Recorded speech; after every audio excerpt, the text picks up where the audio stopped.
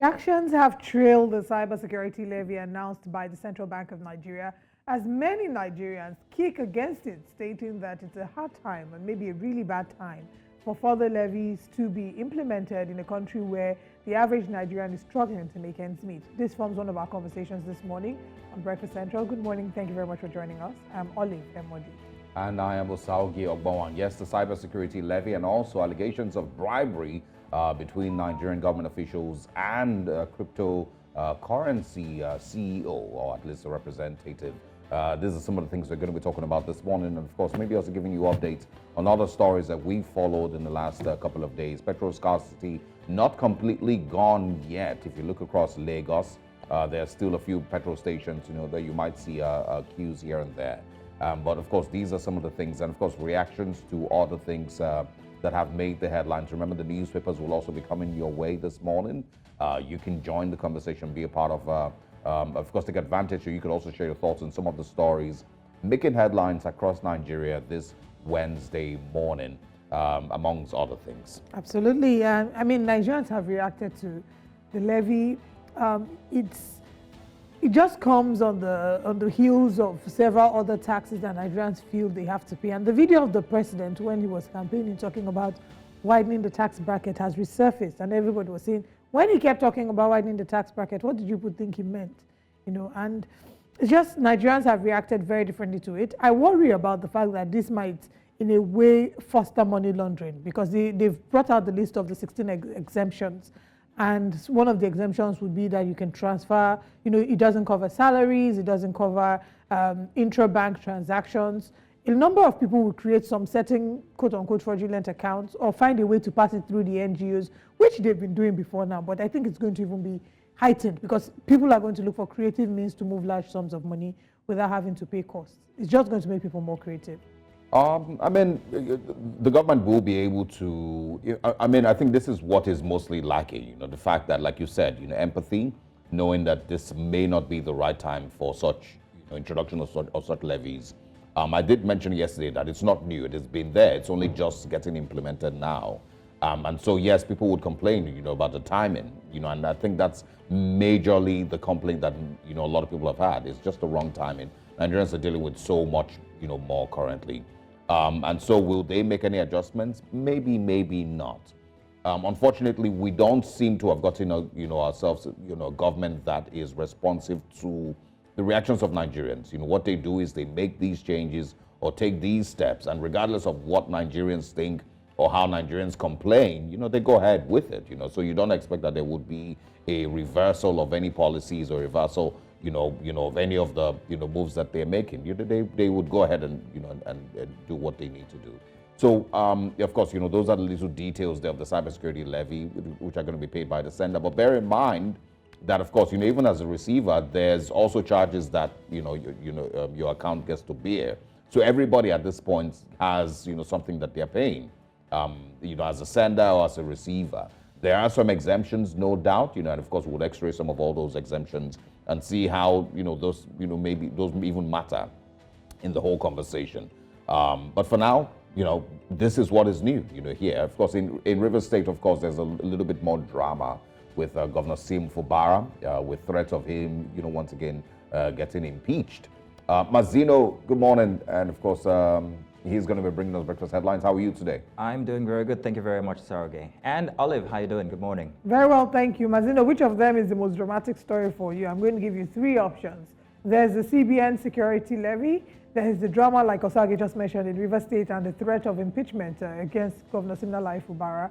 And there's also the allegation of corruption in the Binance story. Which would you say stands out for you the most? Well, I'll say Binance number 3, Fubara number 2, and of course it affects my pocket, so it's going to be the CBN's decision. I mean, anything that affects my pocket has to come first on my list. So yeah, I want to see how that turns out, especially that the NLC has also, stepped in to say that no, this can't happen. I'm with them. Well, if it's only NLC that we are banking on to get some form of reversal or some form of change, we might really bank on it for a long time. We would have to move on from it because I don't know what influence the NLC will be able to wield in that regard. Serap has also given the government, I believe, 48 hours to reverse this, but I don't know how well you know, the government is going to pay attention to it. But that's a story that we're going to be digging deep into shortly. Yeah. But I just want to mention, you know, what we're relying on now is the NLC that hasn't really achieved much. Exactly what I'm saying. That if we have to rely on the NLC, they hasn't really been able to overturn, you know, any of the federal government's decisions in the last long while, as much as we can remember. SERAP has had these lawsuits back to back to back to back. Every 2 market days, SERAP has a lawsuit against the federal government on one thing or the other. It hasn't really been able to. Yes, they might get victories in court, but it hasn't, and it's one of the things that we always bring up, you know, when we speak with SERAP, you know, and they always would say that it's not, their goal isn't necessarily always to get a reversal on those policies, but at least let it be that there is a case going on, there's a court judgment, you know, against it of some sort, you know, that kind of thing. But what about the National Assembly? So, I mean, Mazino, I don't know if you can speak on this. You know, so we have SERAP, we have the NLC, but we have the National Assembly that should be the one speaking on behalf of Nigerians and speaking the voice of Nigerians and telling the federal government that this may just not be the right time for a policy like this. Exactly. I agree with you, Osas. Especially with the National Assembly supposing to be the people who actually speak for us. Well, we've lost that because they're busy vying for seats there. You know, who's got the most prominent seat or the other. The NLC is all we have. Unfortunately, we know how this always goes. But then again, what's the other option? Do we hit the streets? So we just have to wait. I don't know that one is our own alternative. But yes, all these people have several roles to play, and we're going to be explaining the roles they play. We cannot underplay the importance of civil service, civil organizations. So if we had more SERAPs, you know, who are mounting pressure on the government, maybe, just maybe, we would see more impact. But we'll talk about this much later.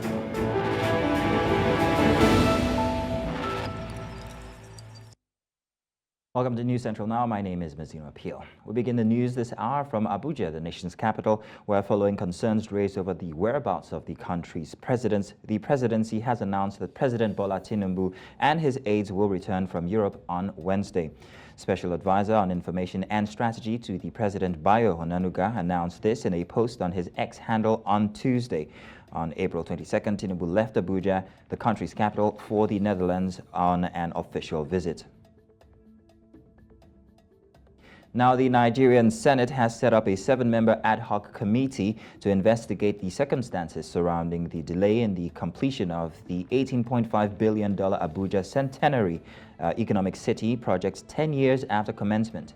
The committee was set up following a motion sponsored by Senator Ashiru Oyelola, who noted that the original estimated investment for the project in 2014, pegged at $18.5 billion, was designated as a free trade zone under the regulatory oversight of the Nigerian Export Processing Zone Authority. Now, the Central Bank of Nigeria has instructed banks in the country to implement a cyber security levy on transactions. According to a circular issued by the central bank, the levy will be implemented starting 2 weeks from now.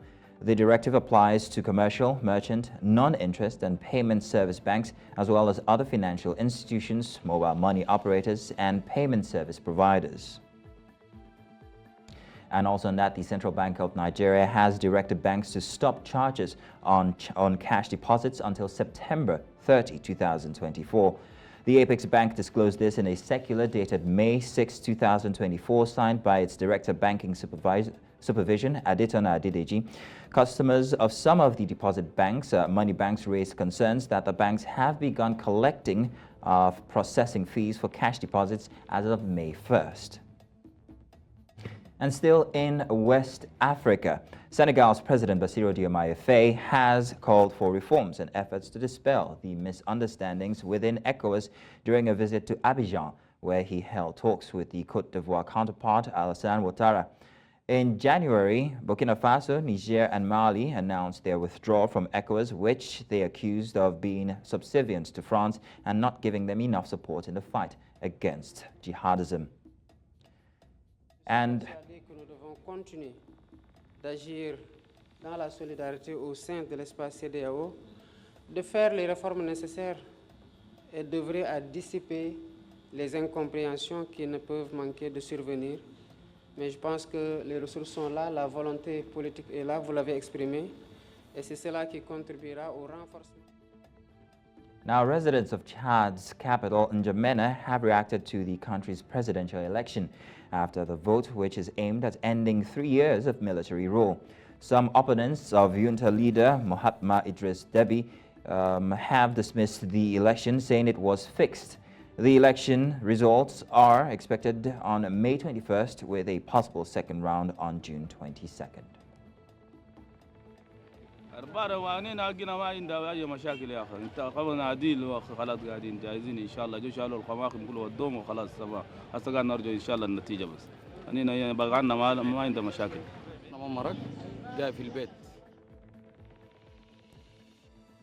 And that's all the news this hour. I'll be back again at 9 for more news.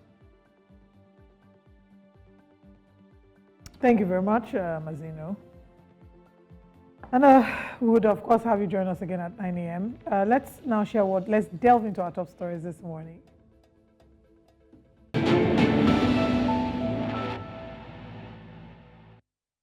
Stakeholders in Nigeria are calling for the full implementation of the 2018 Persons with Disabilities Act, urging for proper inclusion and mainstreaming of people with disabilities in Nigerian society. This call came in as they launched Disability Inclusion Compass in Abuja, the nation's capital. News Central's Joshua Imarai has the full report. There is nothing about us without us was the rallying cry as stakeholders advocated for the rights of people with disabilities in Nigeria. They emphasized that despite these challenges, individuals with disabilities constitute a significant demography, thus their rights should be considered a high priority. The exclusion of persons with disability is so obvious in this country that most of us are being stigmatized. We are being excluded from programs and activities. So this workshop is going to throw more light to stakeholders and right holders that persons with disabilities has every fundamental right like every other person without disability. So basically what this workshop is all about is to educate the stakeholders and the general public to know that persons with disabilities also have their own individual and unique ability to contribute positively to the society. In 2018, Nigeria signed the Discrimination Against Persons with Disabilities Act, a landmark legislation protecting the rights and well-being of individuals with disabilities. However, with only 13 states having domesticated the act, stakeholders urge full implementation to ensure inclusivity and mainstreaming of people with disabilities in Nigerian society. The act actually gave persons with disabilities that leeway for them to take up litigations if they couldn't access some physical structures around. So, but for us, persons with disability, we don't really want to go towards that way. So we expect government to begin to do something to ensure compliance of that law. Stakeholders also emphasize the importance of utilizing the disability community to boost the nation's workforce. It's very obvious that persons with disabilities have potentials, and we need to tap into that. When we ignore them, what we're simply doing, we are depleting the workforce of the nation. We are not tapping into what they can do. There are creativities that we need to look into. There are things they are doing that we need to support and ensure that the society is benefits from this talent and abilities that they have. Yeah. They are also calling on citizens to show respect to persons living with disabilities and shun acts of discrimination. In Abuja for News Central, I am Joshua Imarai. Thank you very much, Joshua, for that report. Now moving on. Following the central bank's order to commercial banks and financial institutions on Monday to deduct a 0.5% cyber security levy from every electronic transaction, with few exemptions stated, many Nigerians have expressed disapproval on various digital media platforms. And now we have our tweets. Serap, of course, did tweet about this. There are several other reactions. Let's take a look at some of the tweets of Nigerians sharing their reactions to this. But it's important to note that there has been confusion about whether it's 0.5% or 0.05. But just to mention that it's 0.5%, which is equivalent of 0.005. I mean, there's been a lot of confusions regarding that, but that's a conversation that we're going to talk about. We'll share with you the tweets much later as we progress with the show. Absolutely, and of course, it also says that financial institutions will deduct the levy and remit it to the National Cyber Security Fund administered by the Office of the NSA. The Of course, SERAP, the Socio-Economic Rights and Accountability Project, has also issued a warning to the federal government to reverse the 0.5% cybersecurity levy.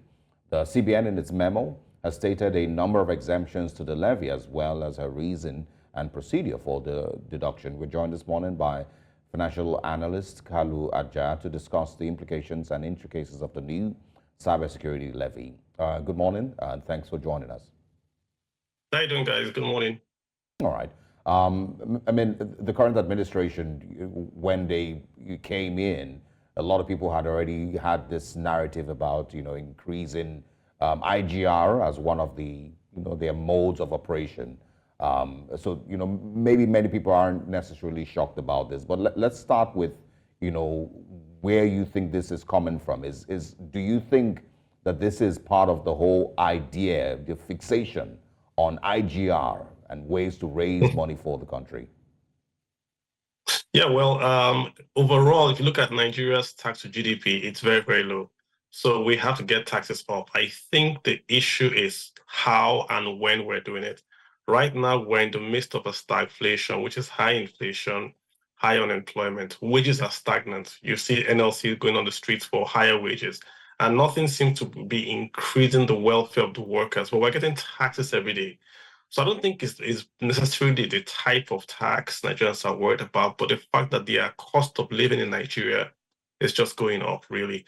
So if you keep on taxing without giving Nigerians an increase in wages, on productivity, then of course you're taking away their wealth. There has to be a point when Nigerians say, hey, can we really afford to keep on paying this high tax? That's what's going on. So it's just too many taxes.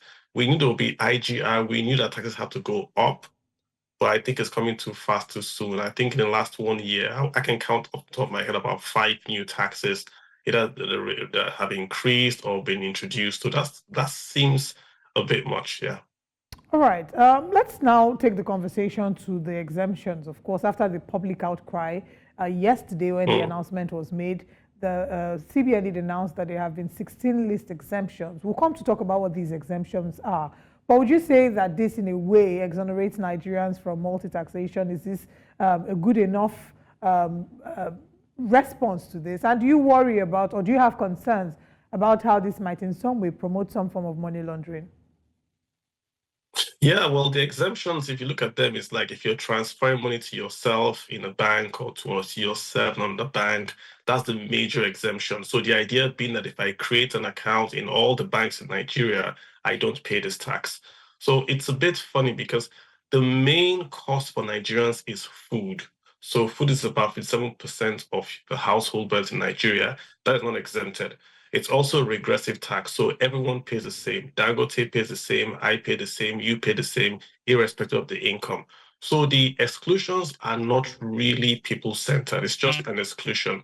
What we need to do, perhaps, is to maybe have a threshold and say, if you transfer more than this amount, then of course you have this tax applied. Maybe if you transfer more than 1 million or so, then the tax kicks in after that. So that's the problem. It's a regressive tax. Everyone's going to pay. The poor, the rich are going to pay the exact same rate. And of course, like you've mentioned, money laundering, people are going to open multiple accounts. I think that's just going too far. Why open multiple accounts just to avoid a fee?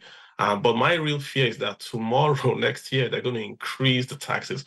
Once a tax is introduced, then tomorrow the rate can be increased. So it can go from 0.05 to 1 to 2. So you might come back in 10 years' time and it's 2% of transactions and all that kind of stuff. So I'm not sure why we need this particular tax, and if the NSA is the person in charge of the cyber security in Nigeria per se. So it looks like a bit far-fetched to me. This is just my opinion on the matter, except.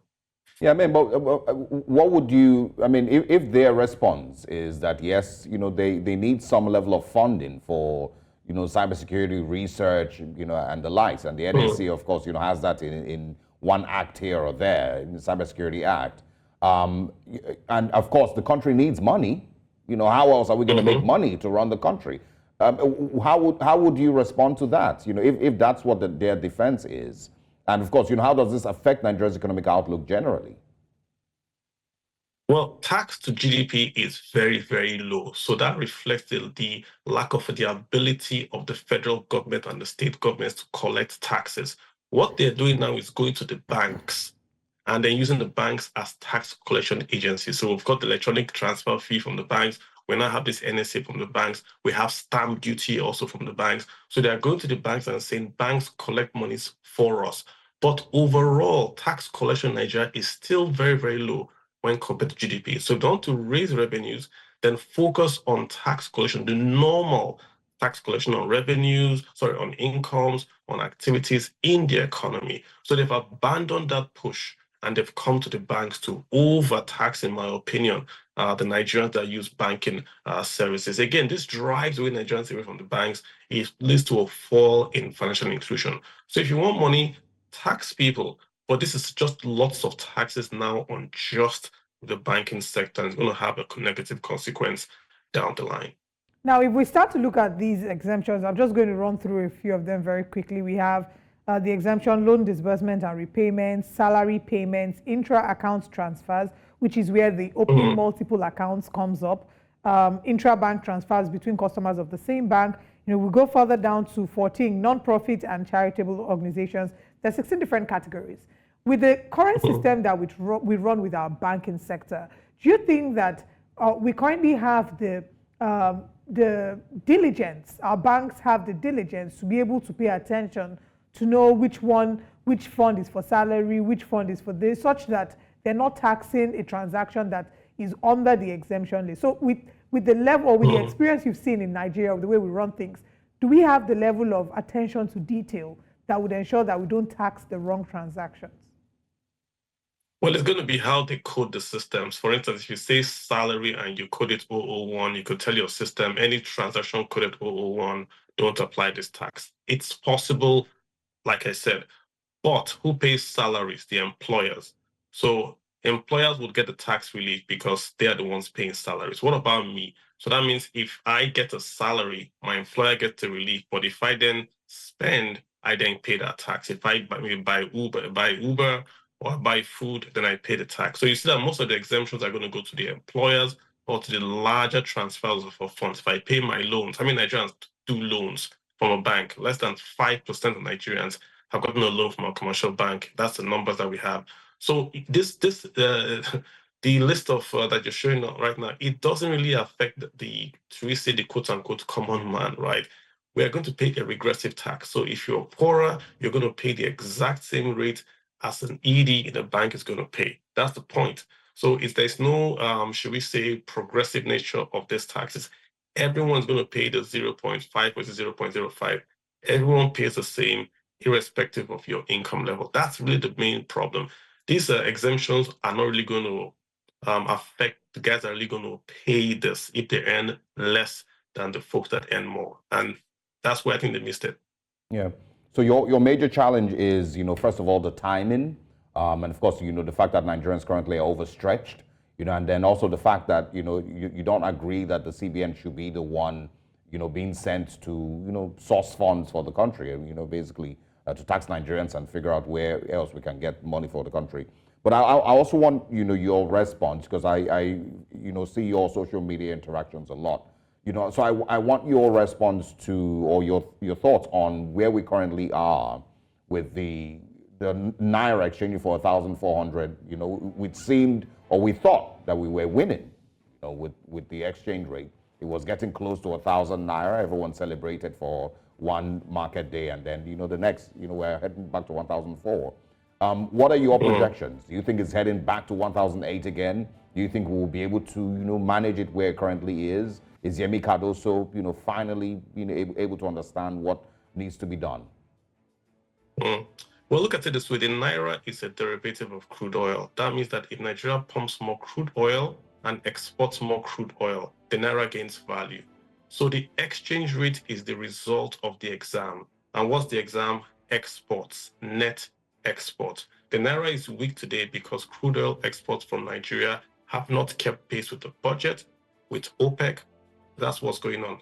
Our budget is 1.7.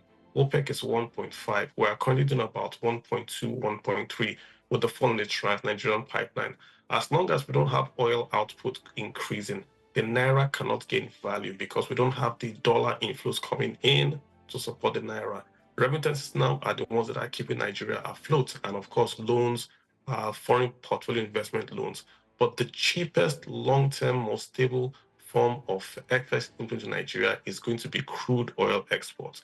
That's 89% of Nigeria's trade volume. So if we don't get oil up, the naira does not rise. So when we see this short-term appreciations, that's when we get inflows away from the foreign portfolio investment or from a loan or from remittance. But it's up and down. It's up and down. We need to have consistent net export for a period.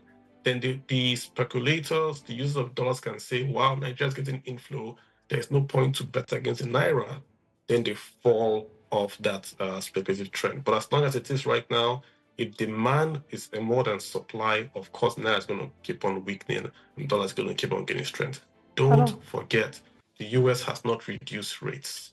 So as long as the US keeps its rates higher, it's going to be a net negative for the naira.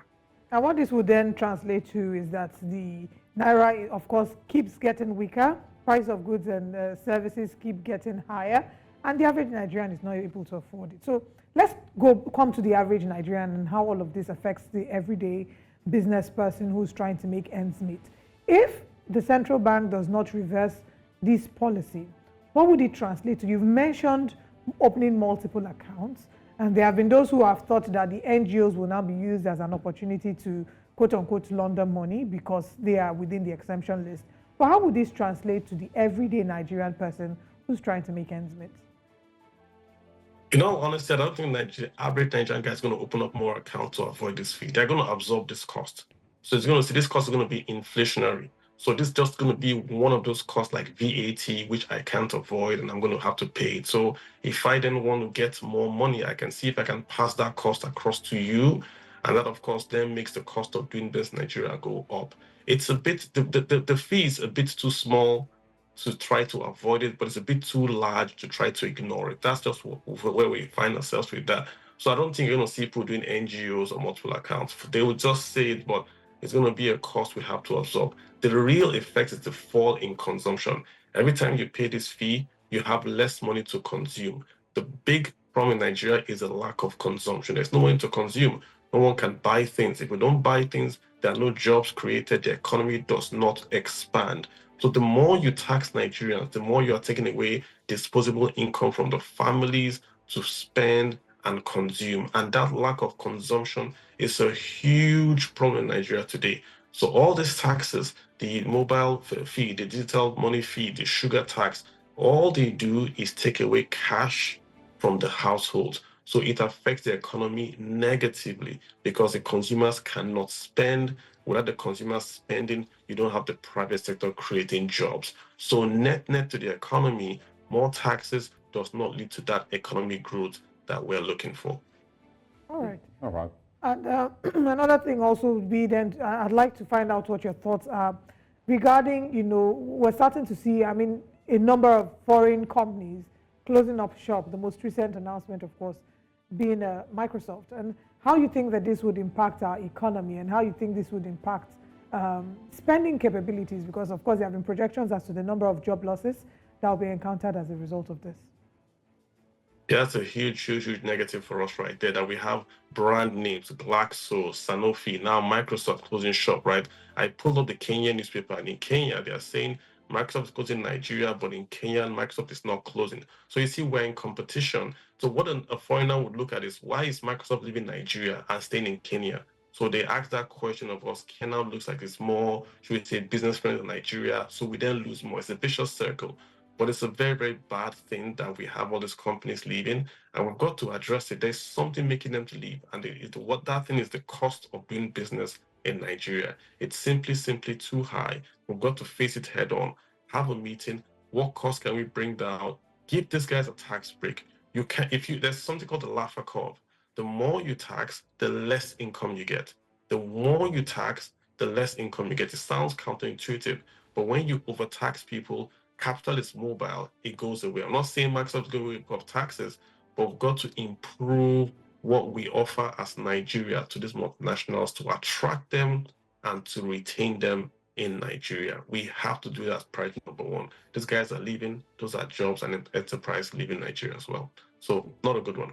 Yeah, I mean, but they're not the first. They're one of the handful that have pulled out of Nigeria in the last couple of years, and so you would expect that this thinking that you've just put out now will be, what the current administration would have in mind. But I don't know if that's what they have in mind. So, what do you think?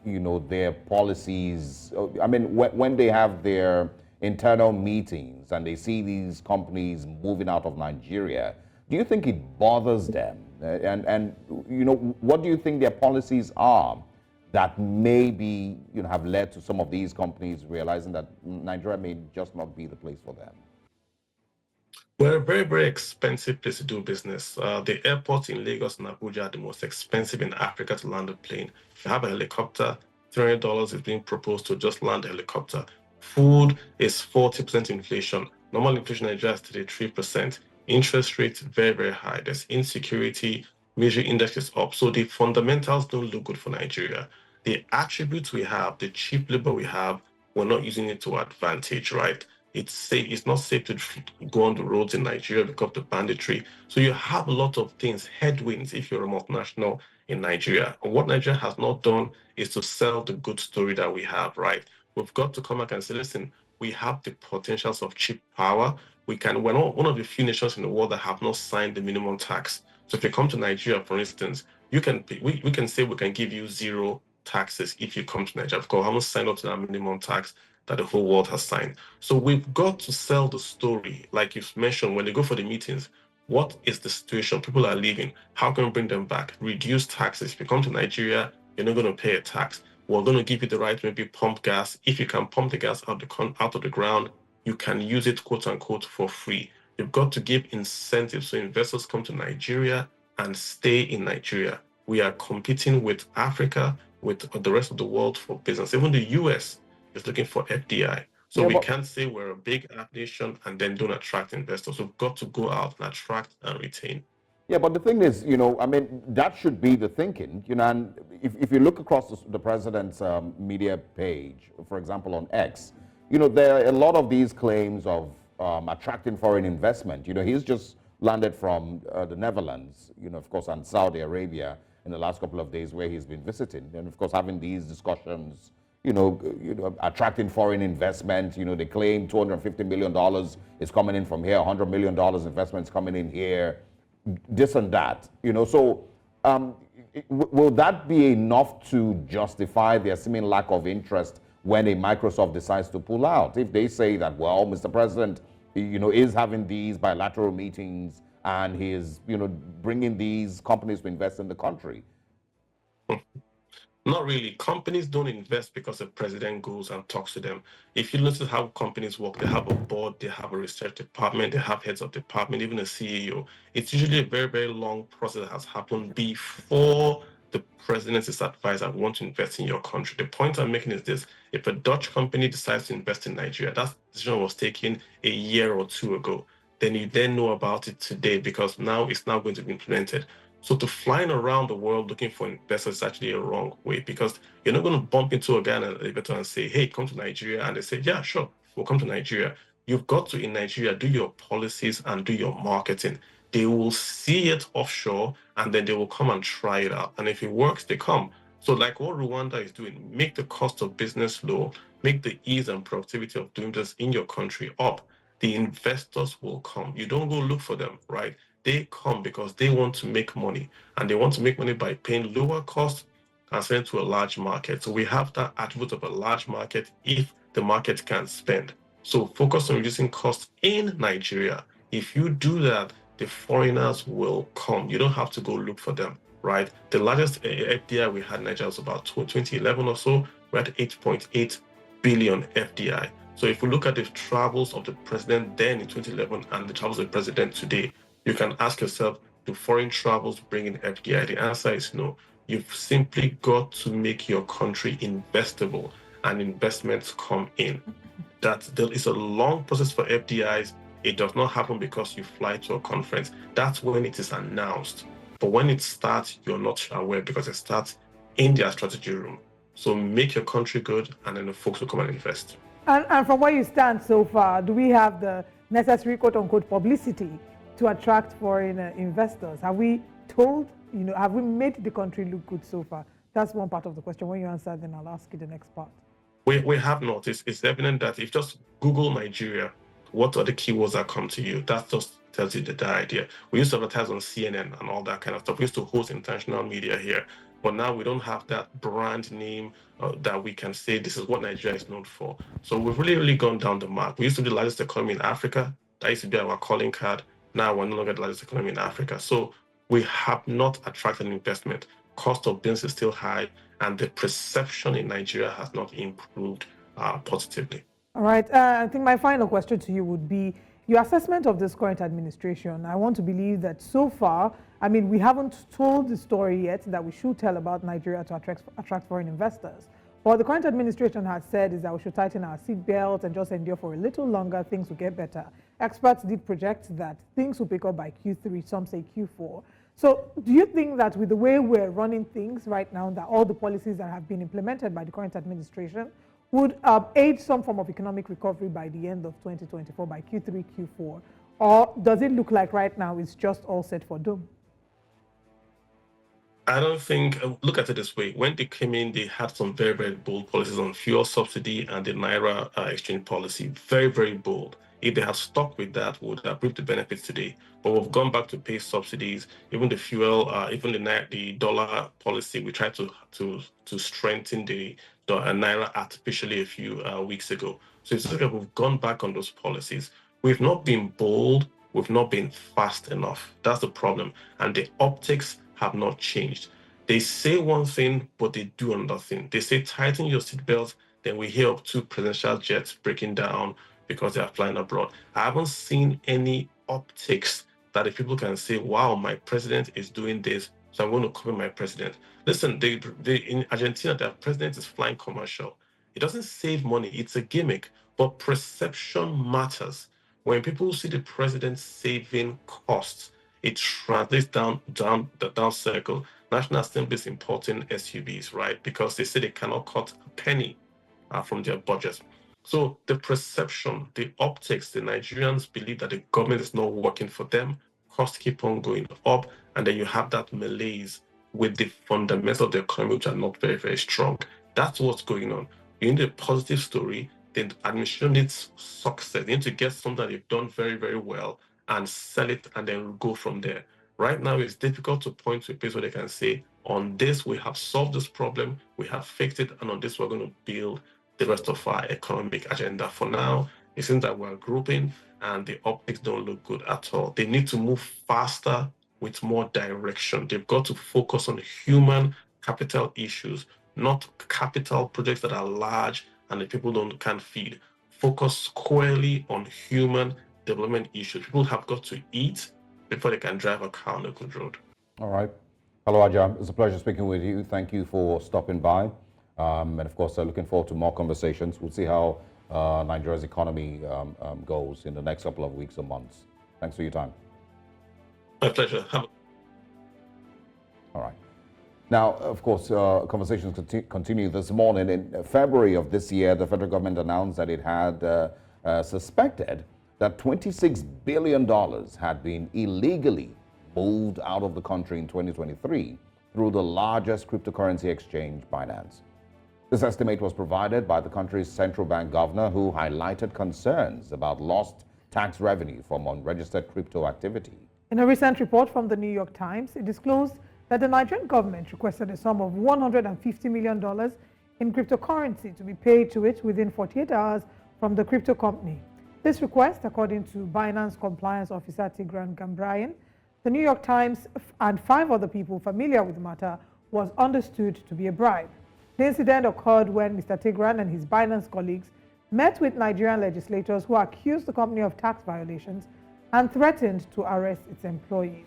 And it was very unfortunate. They did talk about how they were approached and asked to pay this sum, and their problems would go away if they made the payments in 48 hours, and the allegations could go away. And it's just really an unfortunate story to look at, because this reflects poorly on our governance, on our rule of law, on our perception. We've just concluded a conversation about how we can attract foreign investment in Nigeria. And one of the ways is to make Nigeria, tell a good story about Nigeria, a story that is, not involving corruption. And this, of course, in a way, combats our fight against corruption. And it potentially undermines our efforts to attract investment and promote economic growth. It's not just a good look. Yeah, but I agree. But I think it's fair to say that these are just allegations. It may not be true. He, of course, has said it. It's important that the Nigerian government, maybe clarifies and, of course, speaks to this particular issue because they're strong allegations. Very. And they tell a very, very dirty, dark picture of Nigeria in 2024, that we're still having this type of, persons making decisions for us or involved in these high-level discussions seeking bribes, if these allegations are true. And if they are not true, then I hope that the Nigerian government takes necessary legal action, if necessary. But yes, they are very daunting allegations, and of course, it reflects poorly on Nigeria if they are true. Once again, we, of course, like you mentioned, I've just finished speaking with Kalu Aja, who's a fantastic financial analyst, and these are some of the things that will impact generally on Nigeria's outlook. Yes, and indeed. impact generally on the reasons anybody would want to do business. Listen, so the thing with these types of statements and these types of things is it either is going to attract to you or it's going to make people flee from you. So the people that it would attract are people that realize that, okay, this is a country that is, exactly, that you can cut corners. And if we're being honest, for the longest time in Nigeria's history, there have been people and businesses that have existed in this country. They have thrived for decades in this country because they know that they can cut corners, because they know that they can bribe through the judicial system, they know they can bribe through the traditional rulers, they can bribe through the police, they can bribe through the political system. They would beat all those corners and they would continue to thrive. And they have been in Nigeria's history for the longest time. There are those ones. Then there's those who realize that, okay, we want to do business and want to do business in this country and want to do things the right way. And if your country is a country that would seek bribes from us, then we would, rather not come here. Yeah, exactly. And that's not, once again, it's not the kind of look that Nigeria wants to have from at this time in 2024, if we're trying to attract foreign investment. The CBN governor, right from Godwin Emefiele's time, has been fighting these shadows that will, improve on the Naira's value. They attacked Aboki.com, was he? Aboki FX, yeah. Of course, and blame them, for being the reason the Naira's value was not improving. After Aboki FX, of course, went down, or at least was silenced, the Naira's value did not improve. They attacked Bureau de Change operators in Abuja, and of course in other places. I saw that the FCC carried out its regular raids of these persons. That also didn't result in improvement of the Naira. They attacked cryptocurrency and the whole idea of cryptocurrency. Of course, this Binance thing is not one of the latest attacks on. Yeah. I don't know. Let's not call it an attack. But they blamed, cryptocurrency, of course, as one of the reasons why the Naira, of course, has been struggling and how we're losing out on, improving on the value of the Naira. But till now, even with the Binance silencing and, of course, pulling out and more stringent laws concerning cryptocurrency trade in Nigeria, it hasn't improved on any of the metrics that the CBN, of course, is trying to improve upon. The Naira's value has not improved. No, it hasn't. And so, all of these things, just seem like a constant trial and error. Let's blame this thing, let's blame here, but we're never really focusing on what really is the important thing, which is improving on Nigeria's foreign exchange attraction. Yeah, that's if we even know the way out, And like you said, it's an allegation, which I'm hoping not to be true, because if this is true, another concern it raises is the legal and the judicial implication. Nigeria already has a breach of trust with the judicial system, where it feels that the courts that ought to be the last hope of the common man is now the lost hope of the common man. Where people would think that if there is a concern, you can go to a court of competent jurisdiction and have your matter adequately sorted out. But if they are being asked for money, that means that the law can be manipulated in favor of the highest bidder. And that's not a good look as well. There's that. There's also the fact that when we talk about what the rule of law is and the fact that the rule of law should be the supremacy over, of the law over the rulers and the ruled. If you say that an offense was committed, there is a mode by which you should even conduct an arrest. Even the way in which the arrest was conducted was also criticized, because they were invited for a conversation, and from conversation, they detained them. So that was also another way in which it was criticized. If you know that somebody has been, they've committed an offense or they've committed a crime, you arrest them the right way. I don't know if going about the whole, we're having a conversation. We had the first conversation. We hadn't come to a middle ground. You invited me for a second conversation. I come for the second conversation, and from there, you detain the mid-level executives, Yeah. So that's also not a good look for us and for our legal system, for our lawmakers as well, because it just feels like all of this can be manipulated in the favor. Once you have money, you can cut corners. And that is the one thing that Nigeria has had to deal with, not just in the country, but outside, the reputation of being corrupt, of being ready to cut corners. And that's a reputation that we do not want attached to us. But again, like I said, I think it's fair that we state that these are just allegations. We would like to see that the Nigerian government responds. And if, there is absolutely no credence or no truth to the story, then the Nigerian government takes necessary action to ensure that it protects its image, for the global community, because these are things that will definitely affect investors and in fact, affect those who had any interest whatsoever in doing business here. Either those who would see it as, well, this is where we would thrive because you can easily cut corners, or it will be, or those who will see it as, well, this is absolutely not where we want to find ourselves.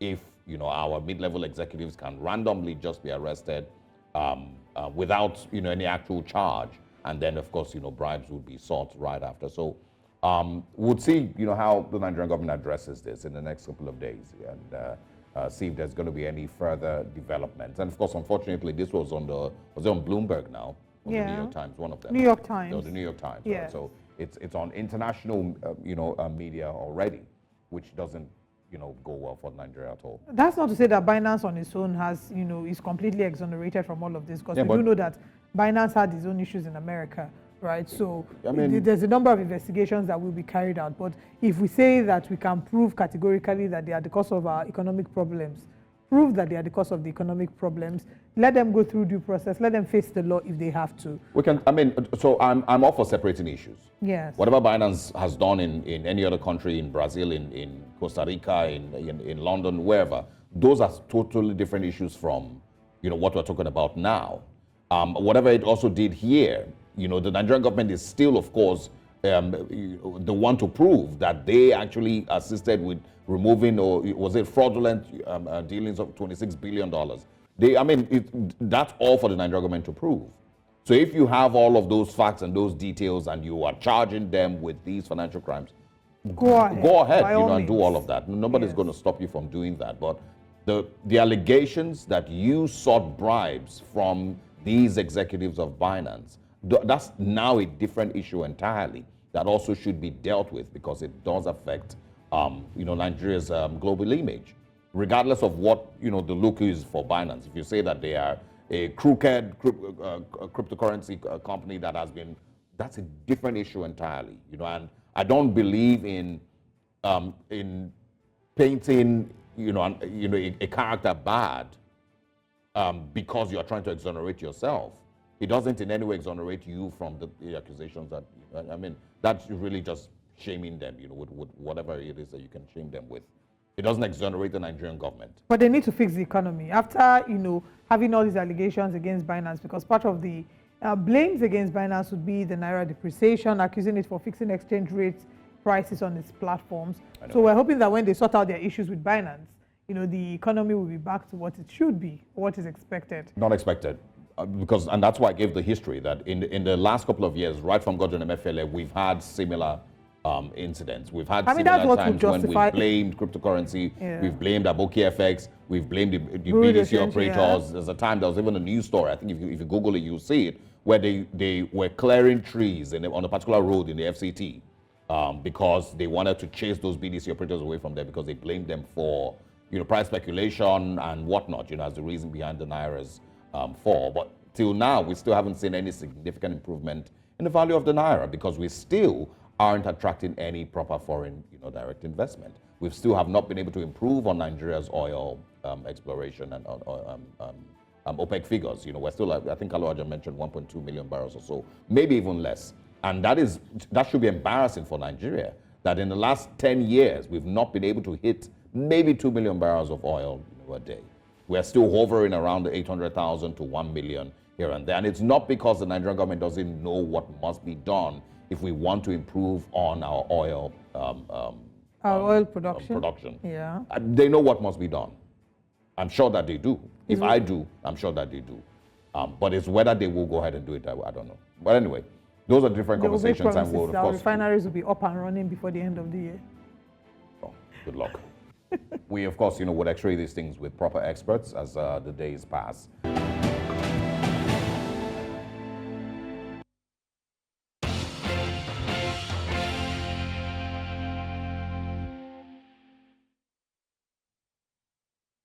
Welcome once again. Now let's take you through the newspapers this morning, share with you the major stories making headlines across Nigeria. We're joined this morning by Dayo Akintobi, who's a public affairs analyst. Good morning, and thanks for joining us, sir. Very good morning. See you. Good morning. We're going to be kicking off with stories on the Punch newspapers as quickly as we can. There says, dollar speculation, federal government rubbishes Binance CEO's bribery allegation. The CEO's allegation diversionary, no going back on trial, government officials declare. You can also see the Cyber Security Levy would worsen hardship, says Labour. Bullying, police launch probe as Ekiti expels female students.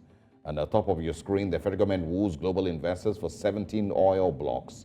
7.5 billion naira fraud, EFCC groups 20 NSCDC contractors. Interesting. And 10 officers. And of course, abduction. Anger as FIG reporter spends 7th day in police cell. Right, and now we're looking at the front page of the Guardian newspaper. On the front page, federal government shuns financial inclusion, imposes more taxes on citizens, depositors, and that's on page 6. You can see the value of electronic payment in the past 8 years from 2016 to 2023, starting at 62 trillion and now at 600 trillion naira. NERC's higher tariff review for discos, light or darkness. Abandoned 4,837 export containers at Apapa port causes stir. Federal government certifies Tinubu fit, explains absence. 200 jobs at risk as Microsoft shuts down innovation center in Lagos. Petrol price to rise as federal government struggles to sustain supply. APC OK's assembly spot to impeach Fubara. And final story, fake doctor nabbed in Lagos with forged OAU NMDC certificates. And that's all we have on The Guardian. So now let's get back to looking at the top stories this morning, starting with The Punch. Yeah, I think we could probably just kick off with the Binance CEO's bribery allegation. It says that the Nigerian government officials asked for $150 million in order to kill the story. They, of course, have rubbished it. They said it's diversionary, and, of course, maybe trying to distract us from the trial. Well, none of it surprises anybody. Allegations of bribery are par for the course in governance in Nigeria since time immemorial. So the odds are quite high that this actually happened. However, we're asking the Binance guy to identify these people. It's not enough to just say I was approached by unknown persons. If you can't tell us who they are, what they looked like, what department or government they were in, then there's no point even bringing up the allegation to begin with. Makes it look like it's diversionary, makes it look like they're trying to find a way out of their legal quagmire with the government. So the onus is on the MD and the management of Binance to come forward with credible evidence of this claim. It's not enough to allege. You have to come to equity with clean hands. You have to come with substantive evidence to be able to give strength to your allegation. All right, can you just hold on? We'll take a short break. We'll continue, of course, with this analysis after this very short break. All right, welcome back. Of course, we're still having a review of the newspapers this morning on Breakfast Central.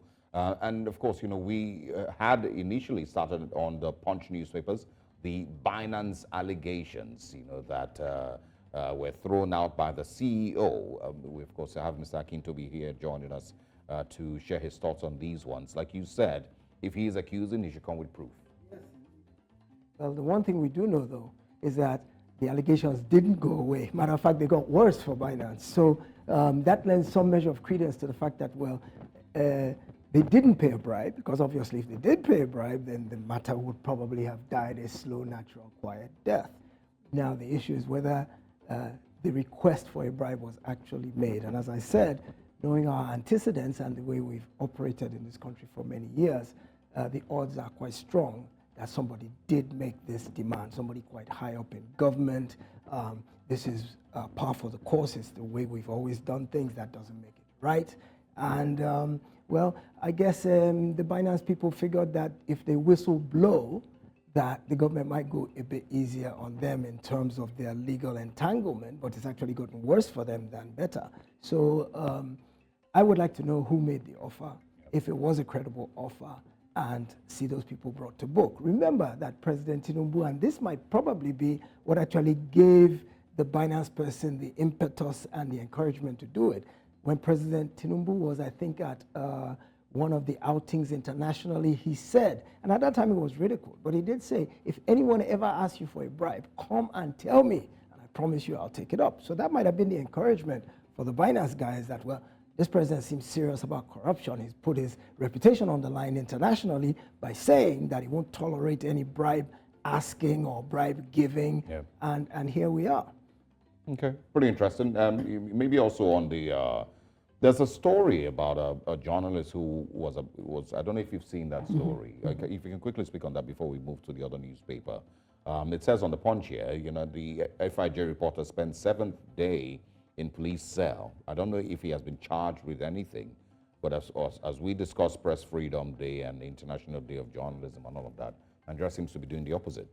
Well, yeah, especially under this administration, the record of journalist welfare, well-being, and freedom has been under attack in this particular administration. I can't count how many in about a year who have been shanghaied, imprisoned, lost their liberties, threatened, simply because they write things that the government doesn't like. We've seen many examples. The editor of First News recently was released after being abducted. Initially, government said it knew nothing about it. Later on, we found out that I think it was the DSS or some other esoteric arm of the security services actually picked him up because he wrote something about a governor that they didn't like. So we've seen press freedom under assault. And so it's not surprising what has happened to the journalists of the FIJ, which is an investigative journalism agency. When you're doing investigative journalism, it's a deeper search for the truth than what mainstream media does. And there's no way you won't step on toes. There's no way you won't expose things that ordinarily have been swept under the carpet. And so investigative journalists are more at risk than us mainstream journalists. And what has happened in the case of the FIJ journalist simply is that he said some things that are unpalatable to the government, but that needed to be said at the end of the day. Journalists are partners with the government in this project called democracy. And our role, of course, is accountability, is transparency, is a search for the truth. And I think there are laws that prohibit things like slander and defamation and libel. And I think those are the avenues with which we should seek to keep journalists in check, as opposed to this sledgehammer methodology of threatening their well-being, their liberties, their careers. I mean, it inhibits us from being able to do our work conscientiously, because there's always that fear hanging over your head that, okay, I've discovered this truth, but if I report it, what are the odds that I will survive? What are the odds that I will maintain my freedom? So I'm really a bit worried about about press freedom continuing to thrive under an administration such as this. And that's the very bedrock of democracy, is a free press. So if press is under assault, it's a threat to democracy itself. I agree. All right, now let's move to the Guardian newspaper. And I'm going to take two stories in one. Let's talk about the fate of Nigerians. The big story says, federal government shuns financial inclusion, imposes more taxes on citizens' depositors.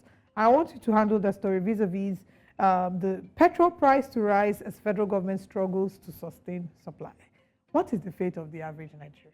Well, it's open season on the average Nigerian in terms of greater burden, heavier yokes. At a time when we can ill afford it, that seems to be when more and more burdens are being placed on the average Nigerian. You look at this most recent tax. Well, it's called a levy. It's called a cybercrime levy, but it's an indirect tax at the end of the day, any which way you look at it. And Well, there might be some justification for the reasons behind it, that we need to fight cyber crime, cyber terrorism. We need to fight it, and it takes a lot of money to track illicit money flows and things like that.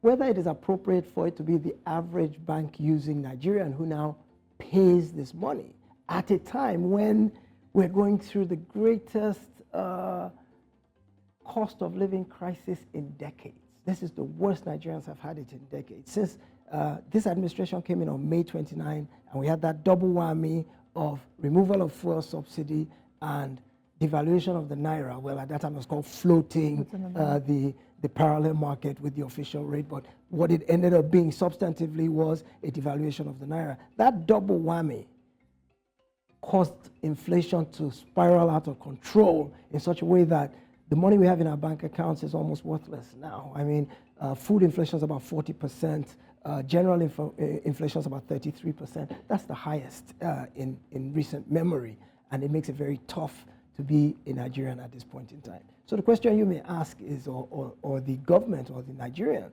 may ask is, so cybercrime is a problem because it is causing people to lose money. So how do we fight it? And government has come up with this idea about this is the way to go about it. But you look at it and there are a couple of problems. First of all, how do you, as an average Nigerian who's already struggling under the yoke of so many other bank charges, there's NIBS charges, there's stamp duty charges, of course there's the bank charges, separate from the government charges, there's the bank charges, to where right now already a significant percentage of your deposits are already going towards charges. Now the government also says we want a cashless society, so they're trying to encourage us to move towards electronic transfers. At the same time, they're not asking us to pay for these electronic transfers, which is burdensome and which would be a discouraging factor to people who have been trying to struggle to adopt digital payment systems. So, and it's not like the naira is even available, because if people went to say, you know what, we're no more doing digital, let's withdraw naira, there's a cap on the amount that people can withdraw. So it's just like Nigerians have been put in between the devil and the devil. Absolutely, the cash is not that readily available, but what more people will now start doing is looking for the cash and keeping it under their mattress to begin to avoid these bank charges, which is exactly what the government is trying to discourage, is let's go digital and let's use less physical cash. But this move is going to push people more in that direction. Now, yeah, there's been a lot of uproar because you can't add burden to people at a time when they're going through hardship without it causing outrage. However, I do think that a law is not a law until it has been challenged all the way to the Supreme Court. Now, the National Assembly can pass a law. The president can sign it, but until the Supreme Court says it is constitutional. So I look forward to this law being challenged. The law is what the Supreme Court says is a law, not what the National Assembly says is a law, not what the president says is a law. Now, SERAP has threatened to sue, that socio-economic rights advocacy group. They've threatened to take the government to court on this because they're saying it's unconstitutional. And I read their statement, and what they're saying is a really funny twist. They're saying that the Constitution says that the government's first duty is provision of security and the welfare of the citizens. Now, cybercrime is a crime. It's an assault on our security.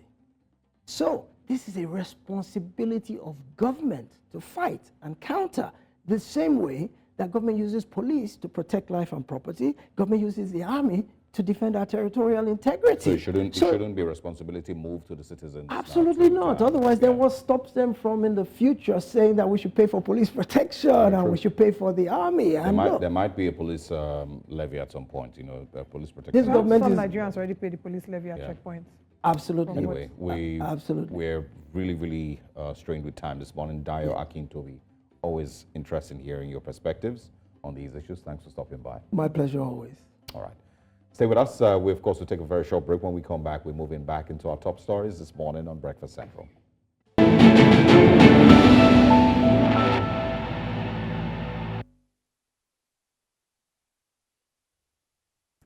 All around the world, on the 12th of May, nurses will be celebrated, and it's a day set aside to appreciate and honor nurses across the globe, as well as an avenue to put forward issues facing nurses. Today, we hope to do justice to making sure our nurses are heard as well as celebrated. Joining us in the segment is our guest, Dr. Fadekemisola Olatishi, an accomplished PhD holder in the practice of nursing, boasting over 16 years of invaluable experience, currently serving as a senior executive in a premier hospital located in Atlanta, Georgia, USA. Good morning, Dr. Fadekemisola Olatishi. Thank you very much for joining us. Good morning, and thank you for having me. First of all, congratulations in advance on the celebration of International Nurses Day this year. And the theme is Our Nurses, Our Future, the Economic Power of Care. So talk to us about what this theme means to you and to nurses worldwide. Why is it important that we celebrate this? Well, I'm going to try to generalize this because, again, I'm coming from a totally different environment. But to us as nurses as a whole, it really just resonates deeply as to the highlights that we contribute worldwide to the shaping of healthcare system in itself.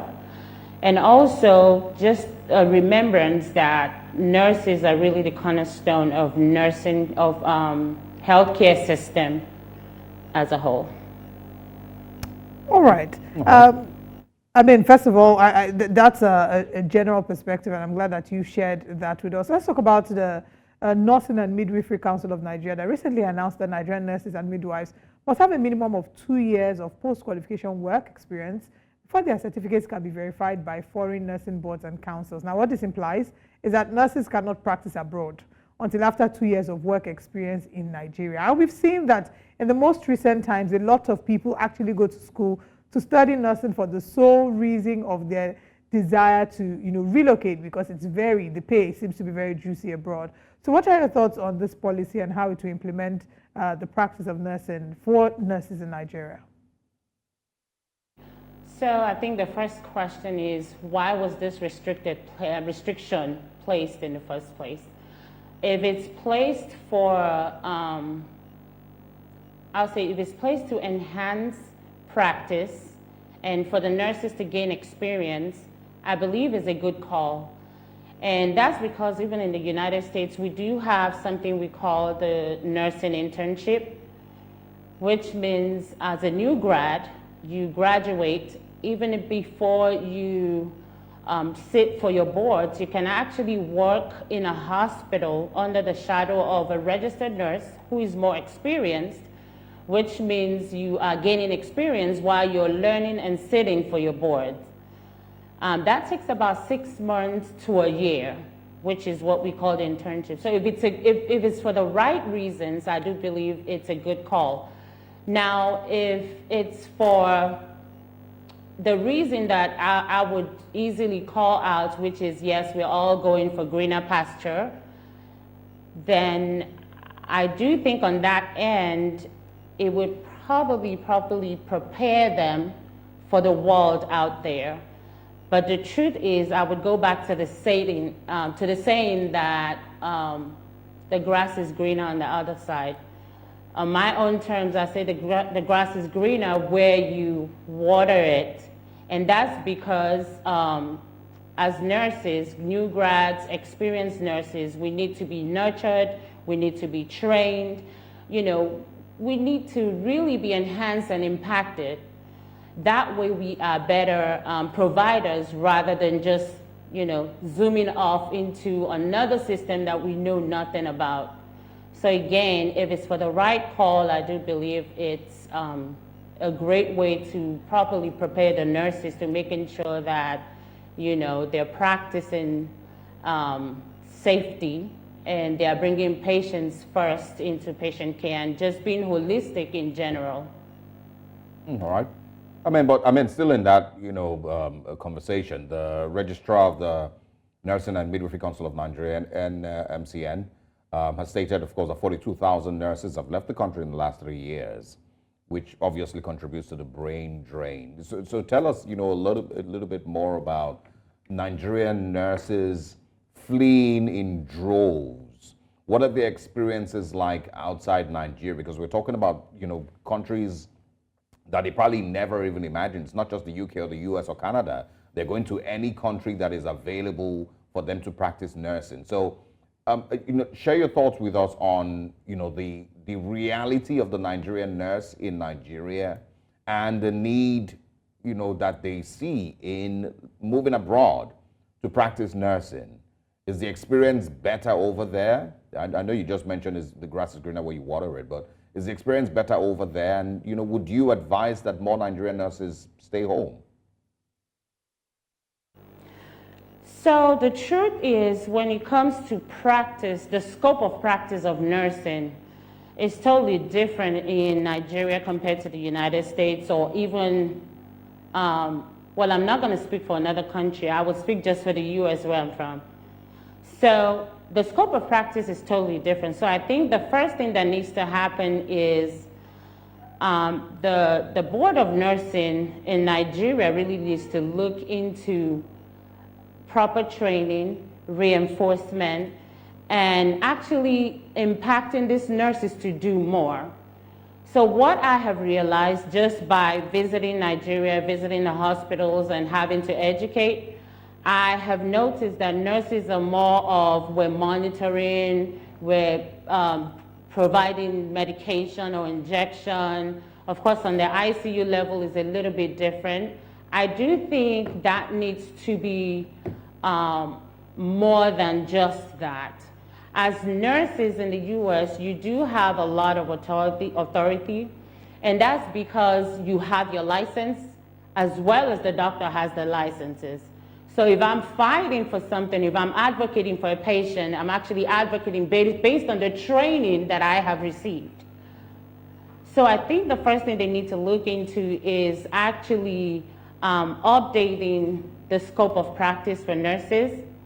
And also, they also need to look at the infrastructure, and they also need to look at training nurses, and also the salary, which is the biggest piece of this, needs to be really competitive.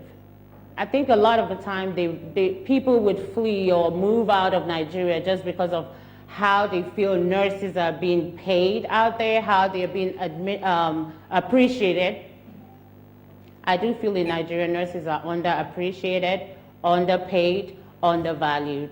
So if you see all of those in the system, then it's just so obvious that as a nurse in Nigeria, you really want to move to where you feel like you're more appreciated and you can actually be more than a nurse.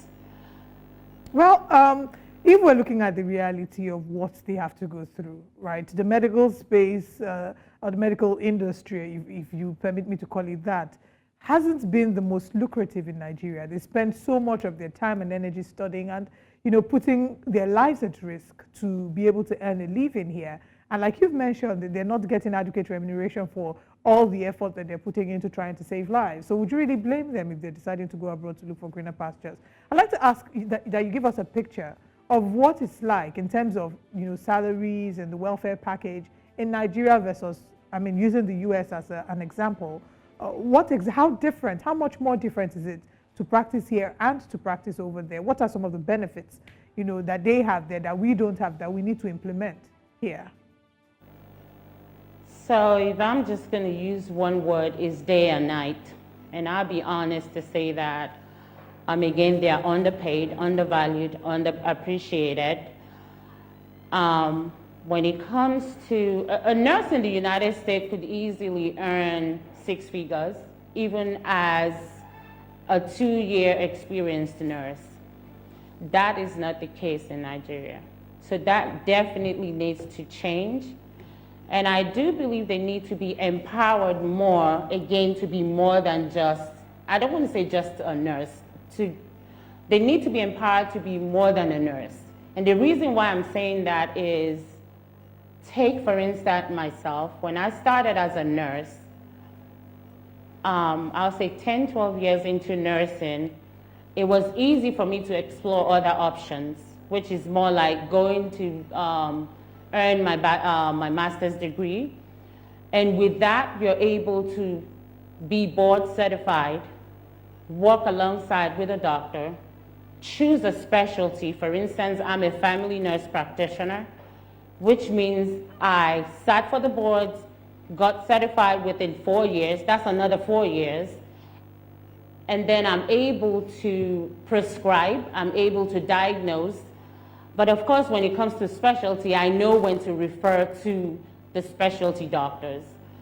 So I feel like in Nigeria, they need to bring stuff like that in and kind of impact nurses to saying, hey, you can be a bedside nurse, you can be a nurse practitioner, you can be a doctor of nursing practice, you can be a teacher, you can be an advocate, you can be everything under the scope of nursing, which is currently not happening in Nigeria right now, and we have it differently in the United States. Right. All right. I want to. I mean, before we go, I also want you to speak, probably on a lighter note, or maybe not even on a lighter note, on the whole narrative that is pretty popular here in Nigeria. That the nurse is not as important as a doctor. It seems like there's a constant belittling of the value of the nurse in the medical space. So can you quickly speak on that? And for a long time, I've always seen nurses and doctors as cat and rat. Just never agreeing with each other. So speak a little bit, about that, that narrative about nursing not being so valuable. That is true. Those are very valid complaints. But the truth is, let me create a scenario here. Let's say we have a hospital. This is Zenith Kidney Center. And the nurses decides, well, we're not working today. Mm-hmm. Wow.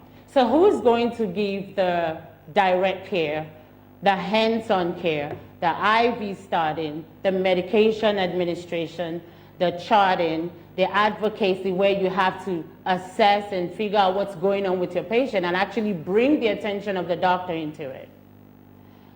So it's really invalid. It is valid that it's happening, but the truth is I would put both the doctor and the nurses as most needed in the healthcare system.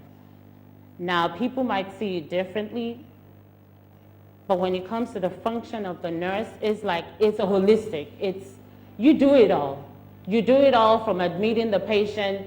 What the doctor really does is they come in, they assess, they diagnose, they recommend, and then the nurse is really the one to carry out all these recommendations. Of course, if it's not a procedure, but again, if that is not in the hospital, if the nurses decided, well, it's Nurses Week and we're taking the week off, it will be a disaster. It absolutely will be. So I do not see a hospital or a clinic functioning, saving lives without a nurse. So really the nurse is the backbone of healthcare system. I mean, we certainly know that the nurses are very important. From the moment you first encounter the hospital, where the triage is being done, we know that you're encountering the nurses, you're taking your blood pressure and doing everything.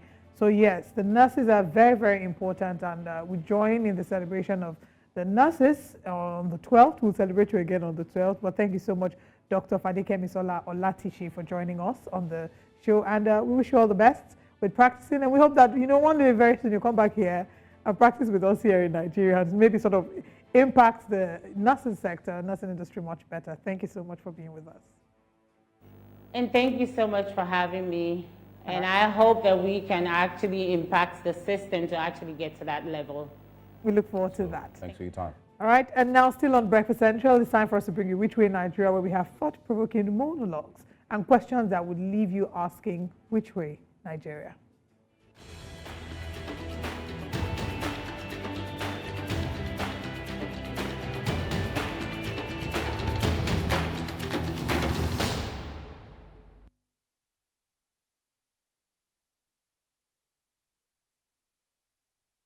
The Lagos-Calabar Coastal Highway project has been one of the most controversial in recent times. Controversial to the point that it's even become draining. And draining because it seems that everyone who's pointing out certain red flags with the whole project is simply talking to themselves. Nobody seems to be paying them any attention. It started with the controversial, hasty demolition of the landmark beach resort. Many questions, of course, were raised concerning how quick that demolition took place compared to other moments when the Nigerian government was called into action. This was pretty fast. Many people question the necessity even of that demolition. If there wasn't a way around having the coastal road and the beach resort exist somehow, some way together. But I guess not. And then just like an onion, more layers of questions emerged. Where is the environmental impact assessment document, EIA as it is called, which according to the Act from 1992 is one of the requirements before such a project can commence. But up until this morning, the Nigerian government or the Ministry of Works still hasn't brought out any EIA document for that project. Then, of course, we move to the bidding process for the contract where, of course, if you remember, the Lagos State candidate for the ADC, Funsho Doherty, did, of course, put out his concerns. Himself and many others advised Lateef Fagbemi, the Attorney General of the Federation, AGF, and Minister of Justice, to advise the federal government to halt the project, stating that there was no competitive bidding for the project as provided in the Public Procurement Act. And, of course, even that High-Tech, the company that was awarded the contract, didn't have any significant history of carrying out such projects of such magnitude, and so shouldn't normally have been trusted with that kind of a project, a 15 trillion naira project. The PDP presidential candidate Atiku Abubakar also raised questions about a possible conflict of interest with the son of Mr. President, Seyi Tinubu, being on the board of one of the Shaguri companies. And many people agreed. Just like the same questions that were raised about Donald Trump's children continuing to run the Trump organization while he was president, or Joe Biden's son, Hunter Biden, being on the board of Burisma, a company in Ukraine, which also created a lot of controversy. Now, the issue here is not the dozens of questions that are being raised, the numerous red flags being pointed out by concerned citizens. The issue is that supporters of the current government don't think that you should ask. In fact, they find it offensive that you would dare raise these red flags. They believe that Nigerians should simply just bend over and take it. Sadly, that's never going to be the case. Nigerians will continue to raise these red flags and scream because Nigerians generally are tired of being fooled, and they can tell when there is something fishy about anything government is doing. Nigerians are tired of seeing their commonwealth being wasted. Nigerians are not foolish people. And if hundreds of people are pointing out issues, you should listen to them, not mock them and say, oh, you don't hear Fune. And it shouldn't be difficult to understand that whatever Atiku Abubakar did as vice president, if it was conflict of interest in 1999, doesn't justify the possible conflict of interest in 2024 with the current administration. And we can't be using these parameters to excuse wrongdoing today. The fact that he did it in 1999 or was accused of doing it in 1999 as vice president with intels should not be the justification for why it should happen today. If it was back then, it is today. And also because as satisfying as it may be to find out that your criticism was right 4 years later, a lot of people and businesses would not survive those 4 years to say, but I told you so. A lot of people who are pointing out these red flags today, I mean, it will be sweet after 4 years to say, but I told you, I pointed these things out to you. I told you that this government, was failing here, pointed out these red flags. It's interesting to, be able to say that, but nobody has that time anymore. The thrill of being right after 4 years of being a critic died in 2019. Right after that, Nigerians realized how negatively they could be affected by poor governance. And that's why they're pointing out to you today that things must be done right. Nobody has 4 years to remind Bayo Onanuga or anybody that they pointed out these things in 2024. Good morning, Nigerians.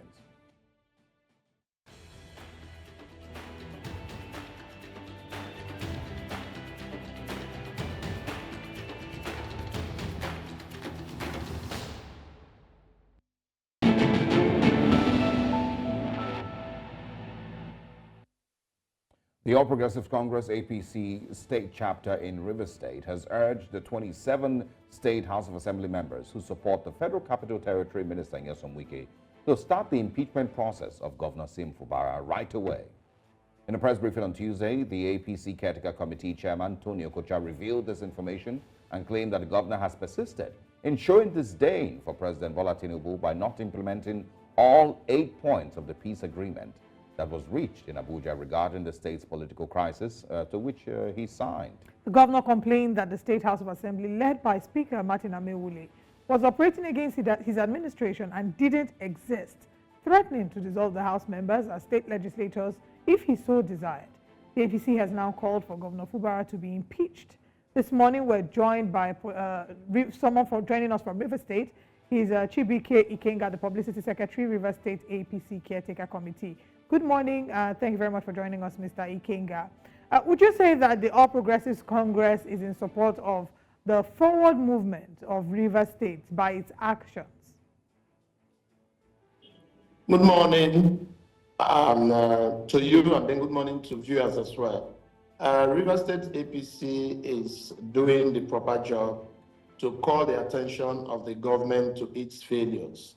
That's what we are doing. It's expected that without criticisms, the government may become dictatorial of some sort, or may veer from the original responsibilities of providing security as well as good lives for the people. So it is responsible on our part to play this part to constantly put the government on its toes to be able to deliver on the goods and services that the Rivers people hear. Unfortunately, that is not the case here. What do you mean by, putting the government on its toes? And I ask because we're very aware of the drama that ensued between the current administration and, allegedly between the past administration as well, and how Mr. President had to step in with the peace accord, an agreement that many have said is not a constitutional agreement, but rather a political way out of the drama going on in River State. So do you not maybe see from his perspective when he says that he agreed to that for peace to reign in the state, and it really isn't a constitutional provision, because when you leave a party, there's a provision for how to come back if you have to?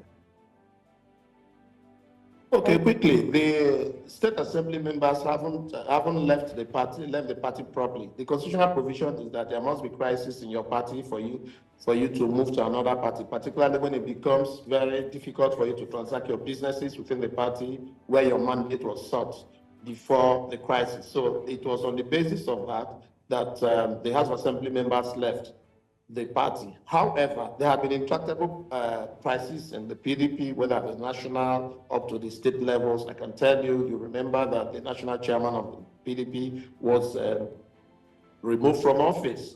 You also remember that there are a plethora of litigations as to who the national secretary is. So all these crises at the PDP also created parallel lines of loyalty and the lines of participation at the party affairs. And this, of course, brought in disunity, brought in crisis in their party. And upon the basis of that, the National Assembly, the State Assembly members of River State left for the APC, our party, and I'm happy about that. Okay, looking at the President Bola Ahmed Tinubu's intervention, what is not constitutional there? Local government election, that you should go ahead and do local government election as at when it is constitutional, and that you should not withhold funds from the River State House of Assembly, is it not also constitutional? And that every organ or arm of government should be allowed to operate independent of each other. Is it not constitutional? So I don't understand the basis upon which the governor and his team are saying that it's unconstitutional. However, at what point did the governor realize that it was unconstitutional? He was part of the meeting. I was also at that meeting. The governor was given an opportunity to say whether he will agree to those terms.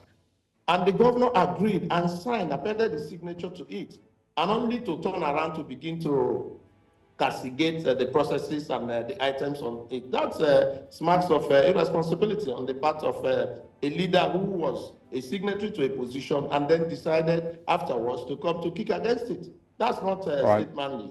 All right, Mr. Kenga, hold on. We would of course, continue this conversation after this very short break.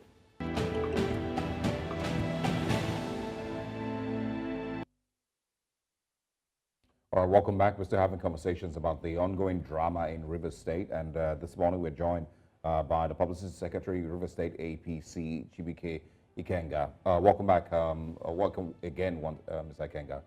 I just wanted to clarify, when you spoke about the 8-point agreement with President Bola Tinubu, you mentioned, that, the main things that they discussed were the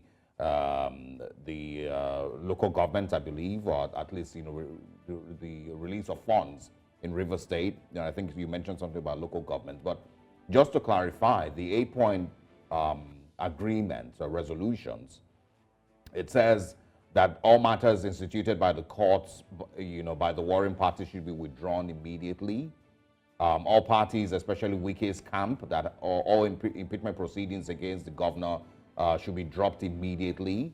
That the parties in the feud agreed to recognize the leadership of Martin Amaewhule as the River State House of Assembly, or rather in the leadership of River State House of Assembly. Remunerations and benefits, River State House of Assembly and the staff must be reinstated.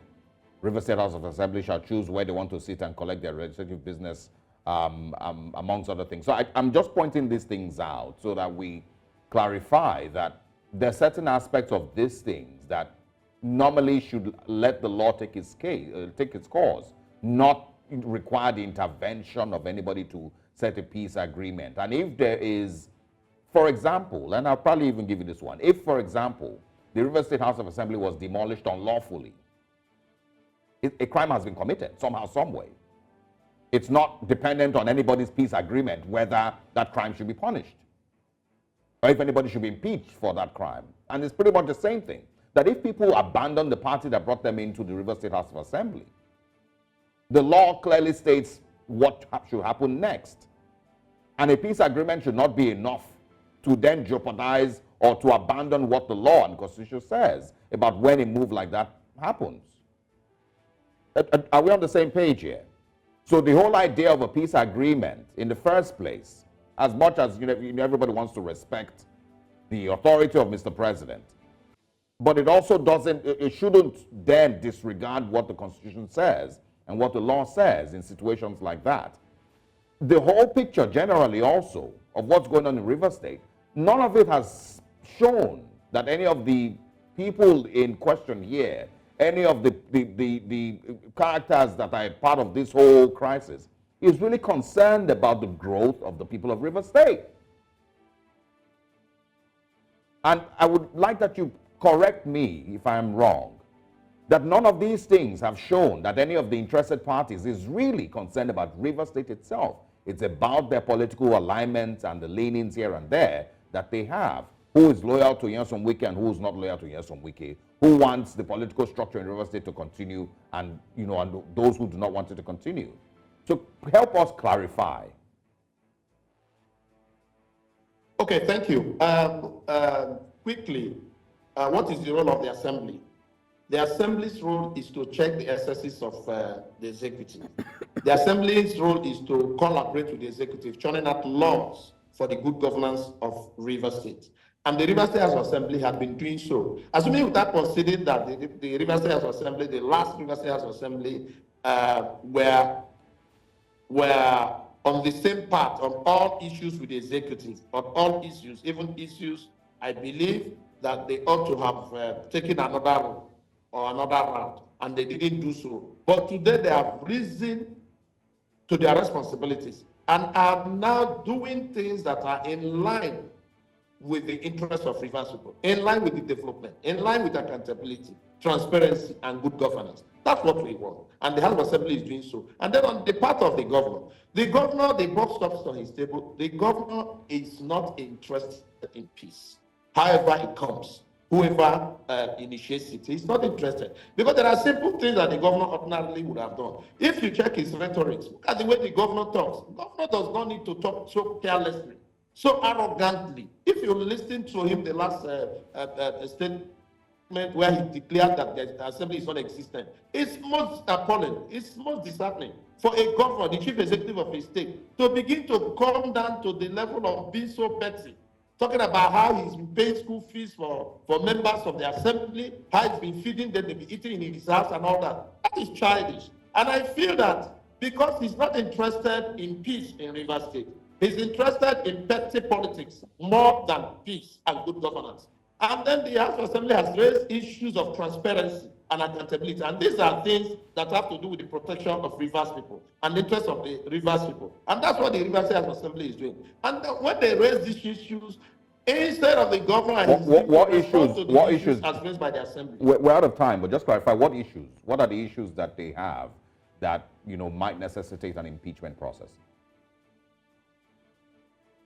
Well, the House of Assembly has said clearly, and it's in the public domain, that the government, the executive is involved in financial irresponsibility. They are spending Rivers people's money without a law, without a budget. So if they do so, it is against the provisions of the Constitution.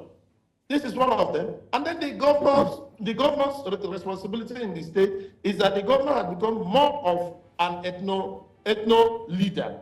He's very ethnocentric in his actions, in his speeches. He believes that one ethnic group should intimidate the others. And that's not what the Constitution provides. In Rivers State, we have had governors from other ethnic nationalities, and no one tried to dominate the other. Everybody worked the same way, worked towards the same thing, and towards the same goal. But these are some of the things that a governor is not expected to do. And in our case here, the governor is the enabler of the deepening political crisis in Rivers State. He is the one destabilizing the state. And he is the one chasing away all the would-be investors. And then the governor again, reneging on the peace itself. In Rivers State, it's not a good thing. It's not a good sign. Having signed to it and all that, declaring an assembly non-existent is the most unconstitutional act for someone to do. And I would like to, I don't know if you will grant us another interview. Let's have much longer, time to discuss these things.